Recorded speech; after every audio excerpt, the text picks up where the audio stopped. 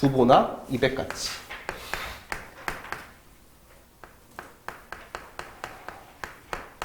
제가 제일 좋아하는 작가예요. 백석. 백석의 트레이드 마크는 찌질함이에요. 그래서 좋아요. 그리고 되게 잘생겼어요. 나중에 시간이 되면 구글에서 백석 이미지 검색을 해보면은 존잘남이네 라는 생각이 들 거예요.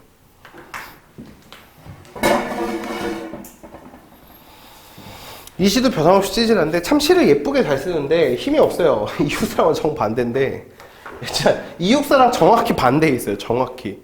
그러니까 되게 뭔가 찌질하고서 끝나는 시인데, 자 한번 봅시다. 이제 두보나 이백같이 라는 시를 볼 때 두보나 이백같이에 가장 눈에 띄는 거는 뭐냐면은 동일 구절이 반복되고 있는 거예요.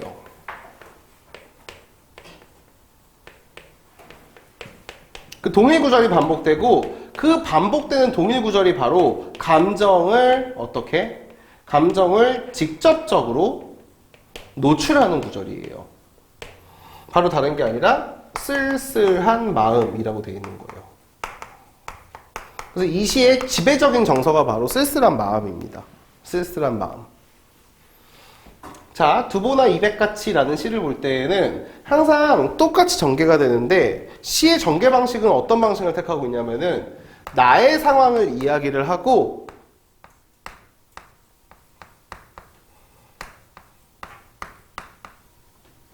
이러한 상황은 나뿐만 아니라 두보나 이백도 겪었던 상황이야 라고 이야기를 하죠. 자, 그래서 나의 상황이 뭐냐면은 나의 상황은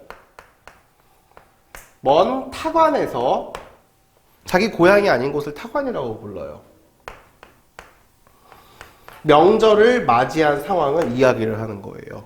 그래서 먼 타관에서 명절을 맞이했기 때문에 쓸쓸한 마음이 들어요 라고 이야기를 하는 거고, 두보나 이백도 옛날에 먼 타관에서 명절을 맞이한 적이 있었어요 라고 얘기를 하죠. 왜냐하면 두보나 이백이라는 시인도 고향을 떠나가지고 고향으로 가고 싶은 마음을 썼던 시들이 있기 때문에, 그래서 뭐 귀환이라든지 그런 시를 썼기 때문에 이 유명한 네임드 시인이에요. 참고로 두보나 이백은 여러분들이 모른다고 듣보잡이 아니라 굉장히 네임드 시인이에요. 중국의 네임드 시인들조차도 어떻게 힘든 상황을 겪은 적이 있어가지고 이런 표현법을 통해서 나와 두보나 비슷하다 처지가 이렇게 돼가지고 약간 동병상련 같은 느낌을 주려고 하는 거예요. 이해됐죠? 그래서 이게 시상의 전개 방식이에요. 세 번째. 자, 그럼 한번 봅시다. 이제 오늘은 정월보름이다. 명절이죠? 대보름 명절인데 대보름달이 떴네. 나는 멀리서 고향에 나와서 남의 나라 중국이죠. 쓸쓸한 객고에 있는 신세로다 라고 하면서 자기 상황을 이야기를 해요. 옛날에 두보나 이백과 같은 이 나라의 시인들도 어떻게? 옛날에 두보나 이백과 같은 이 나라의 시인들도 먼 타관에서 이날을 맞은 적이 있었을 것이다 라고 이야기를 하죠. 자, 그러면은 두보나 이백 같은 이 나라의 시인들도 먼 타관에서 이날을 맞은 적이 있었을 것이다 라는 건 동질감을 이야기를 하는 거야. 옛날에 뛰어난 시인들도 이렇게 쓸쓸하게 살았고 쓸쓸하게 살았음에도 불구하고 훌륭한 시를 남겼듯이 나도 지금 뭐야? 쓸쓸하고 힘들지만 훌륭한 시인이 될 수 있겠지 라는 마음이겠죠? 그냥 자의 해석이에요.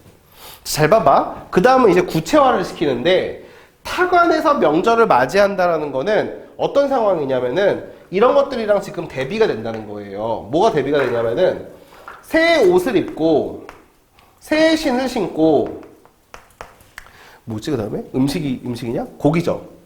떡과 고기도 엄청 먹고 이렇게 하고 거기다 플러스 누구까지 친척들과까지 함께 지낼 수 있는데, 자 이거죠.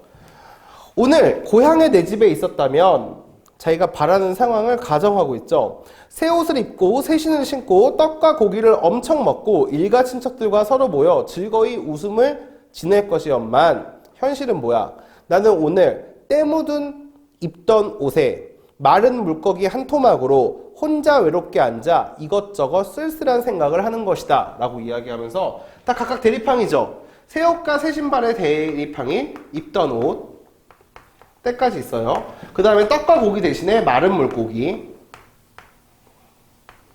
그리고 어떻게? 친척들도 없고 혼자. 이렇게 세 가지 속성이 나오게 되죠. 그쵸? 혼자 있다 라고 돼 있어요. 혼자 외로이 앉아 이것저것 쓸쓸한 생각을 하는 것이다. 옛날 그 두보나 이백과 같은 이 나라의 시인도 이날 이렇게 마른 물고기 한 토막으로 외롭게 쓸쓸한 생각을 한 적도 있었을 것이다 라고 하면서 역시 똑같죠. 그쵸? 잘 보세요. 이제 그는 조금 자기의 기분을, 이 쓸쓸한 기분을 바꿔보려고 노력하는 아이템이 나오는데, 자, 이 다음 해석이 되게 중요해요. 이 집에 가서 그 맛스러운 떡국이라도 한 그릇 사 먹으려고 한다라고 되어 있는 그 집인데, 자, 위에 봐봐봐. 나는 이제 먼 거리에, 어느 먼 거리에 한 고향 사람의 조그만 가게집이 있는 것을 생각하고 라고 되어 있어요. 그럼 얘들아, 어느 먼 외진거리에다 줄 쳐놓고, 어느 먼 외진거리는 화자가 있는 공간이에요.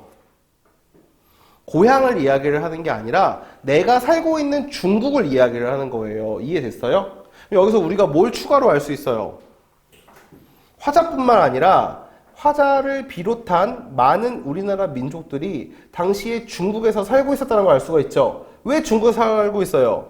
일제의 수탈이 가혹화되기 때문에 도망쳐왔다라고 생각하면 돼요. 여러분 되게 간단한 게, 일제강점기가 되면서 여러분도 국사책에서 배웠을 거예요. 북쪽에 있는 사람들은 중국으로 도피 가고 남쪽에 있는 사람들은 일본으로 도피를 갔죠. 먹고 살기가 힘들어가지고. 그쵸? 일자리를 구할 수가 없으니까. 그렇게 고향을 등졌잖아요. 뭐 몰랐어요? 더 멀리 간 사람들은 하와이까지 가요. 하와이 바나나 농장 같은 데까지. 노관심? 무슨 일이야? 라는데 국사책에 나와요. 그래서 여기는 지금 북쪽 사람들과 함께 중국으로 떠난 걸 이야기를 하는 거죠. 그래서 그 가게집이 있다는 거 잘 생각해봐, 얘들아. 가게집이라는 건 어떻게 생겨? 우리 경제의 법칙에 따르면은 수요가 있었을 때 생기죠. 그러니까 이게 나 혼자서 먹으려고 생기는 집이 아니라 이 근처에 어떻게 자기의 고향 사람들이 모여서 살고 있었다는 소리겠죠. 그쵸? 어느 먼 외진거리에 한 고향 사람의 조그만 가게집이 있는 것을 생각하고 이 집에 가서 그 맛스러운 떡국도 한 그릇 사 먹으리라고 한다라고 되어 있으면서 약간 화자의 기분을, 이 쓸쓸한 마음을 어떻게 바꿔보려고 노력하는 아이템이 나오는데, 그 아이템이 바로 떡국이에요. 떡국. 타관에서 명절을 보내. 어휴, 고향에 있었으면 이렇게 지냈을 텐데 지금 이렇게 지내네. 같은 거죠. 구체화예요. 구체화. 그 다음 어떻게 되는 거야? 그 다음 떡국 먹을래? 라고 돼 있죠. 이해됐어요? 떡국을 먹는 이유는 우리네 조상들이 먼 옛날로부터 대대로 이날엔, 명절이죠. 명절에 의뢰이 그러해 오듯이, 자, 먼 타관에 난 있었던 그 두보나 이백과 같은 이 나라의 시인들도 이날은 어느 한 고향 사람의 주막이나 밥집을 찾아가서 그 조상들이 대대로 하는 본대로 원소라는 떡을 입에 대며 스스로의 마음을 느끼어 위안하지 않았을 것인가 라고 하면서, 잘 봐봐. 나는 지금 떡국을 먹었듯이 두보나 이백은 뭐를 먹었을 거야? 물론 얘네들은 이제 코리안이 아니니까 떡국에 해당하는 뭐를 먹어요? 원소라는 거를 먹었겠지 라고 하면서, 떡국과 원소의 역할은 뭐냐면은 화자한테 위안을 주는 존재가 되는 거예요. 고향에서 떠났지만 고향에서 먹던 음식 중에 하나라도 챙겨가지고 먹을 수 있게 해주는 거죠. 원소도 마찬가지의 기능이에요. 두 개는 같은 기능이니까. 그리고 여기가 포인트입니다. 지금 잘 보세요. 이거를 통해 가지고 여러분 위안을 받으면은 시상이 전환되겠죠. 쓸쓸했던 마음을 위안받았으니까 마이너스에서 플러스로 전환이 될 거 아니야. 그치? 그래 안 그래? 근데 전환이 안 된다. 전환이 안 된다는 걸 보여주기 위해서 화살표가 반대로 가. 되게 중요한 지점이야. 지금까지는 어떻게 돼요? 타건과 명절도 두부나 이백도 샜을 거야. 얘네들도 마른 물고기를 먹었을 거야. 이렇게 이야기를 하다가 떡국도 얘네들도 원소를 먹었을 거야. 이렇게 하다가 그 다음에는 지금 두부나 이백의 이야기로 이어가요. 내용을 이렇게 이어가요. 원래 어떻게 됐는데 타건 명절 두부 이백, 입도는 마른 물고기 두부 이백, 떡국 원소. 그럼 다시 일로 넘어와야 되는데 핑퐁이 일로 넘어오지 않고 밑으로 내려가요. 잘 봐봐. 여기 되게 중요한 부분이에요. 이렇게 자기가 쓰던 방법을 포기하고 갑자기 변화를 주는 거를 파격이라고 부르거든요. 시를 전개하는 방법 중에 파격. 작가가 의도가 있어가지고 파격을 치는 거야. 여기가 내가 하고 싶은 제일 중요한 파트라는 소리예요. 그래서 시조에서 종장을 잘 보라는 거야. 시조의 종장이 파격이잖아.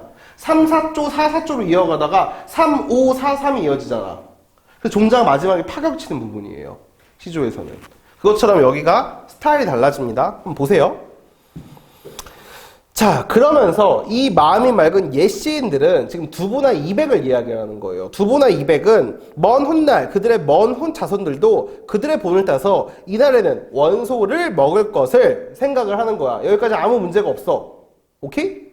두보나 이백이 먹었듯이 두보나 이백의 자손들도 먹겠죠. 근데 문제는 그 다음 줄이에요. 외로이 타간에 나서도 이 원소를 먹을 것에다 줄쳐놓고 주어가 누구예요?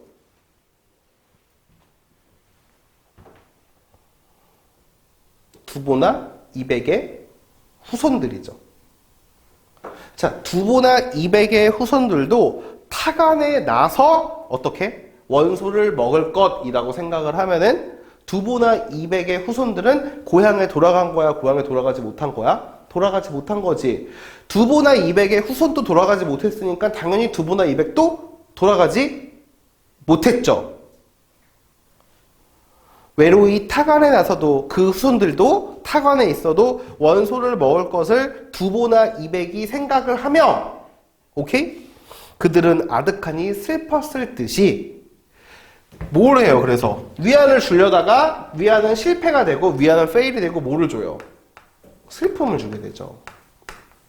왜 슬픔을 주게 되냐면은 떡국이나 원소는 양면성을 갖고 있는 거예요. 뭐예요? 진짜 고향으로 돌아가지 않았음을 확인시켜 주는 거죠. 고향에 돌아온 듯한 행동을 하지만 실제로는 먼 훗날 여기서 똑같이 내 자손도 떡국을 가게에 가서 사 먹는다는 이야기는 뭐예요? 조국이 광복되지 못했다는 소리죠. 그쵸? 이해돼요? 완전 다르죠? 방금 전에 배웠던 이육사이시랑. 이육사이시는 어때요?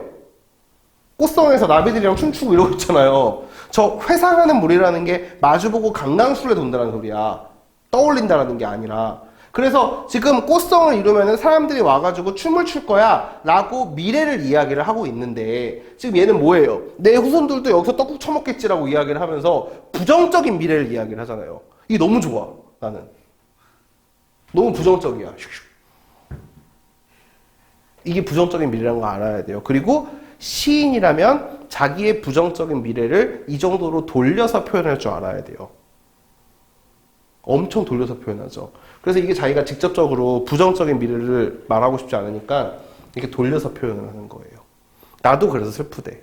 여기서 자기가 슬픈 이유가 뭐야? 슬픔에다 하트 해보시는 변태 같네. 내가 슬픈 이유는 뭐예요?